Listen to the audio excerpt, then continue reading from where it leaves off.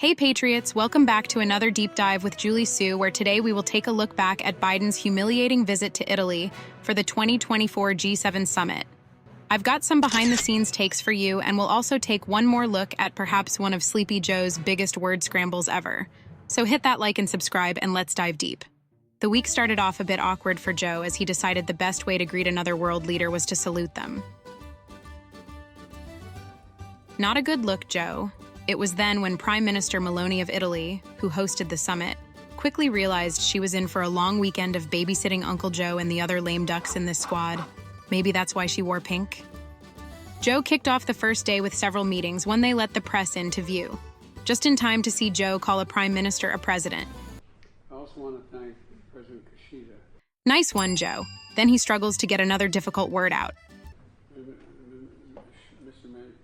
Mr. Nadella from Microsoft. Microsoft recently announced $5 billion investment. Then it was off to the great Italian countryside for a parachuting expo, where Nana Meloni had to quickly spring back into action to get her G7 toddler back in the safety zone.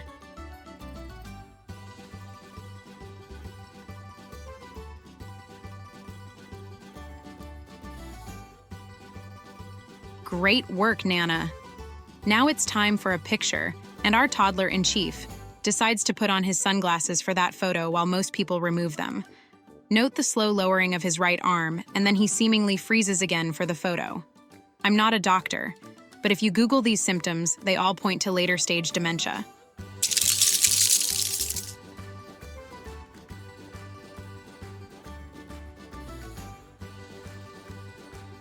Then it was off for a quick press conference with Zelensky, where he was absolutely horrible. My colleague Buddy did a video on this earlier this week, and if you missed that, it will be linked on screen at the end of this video. For this video, I just wanted to share with you one of the highlights, quite possibly a top 10 all-time fumble. To impact to implement democratic, economic, and security reform. Later that evening, there was a lavish dinner hosted at an Italian castle by the Italian president.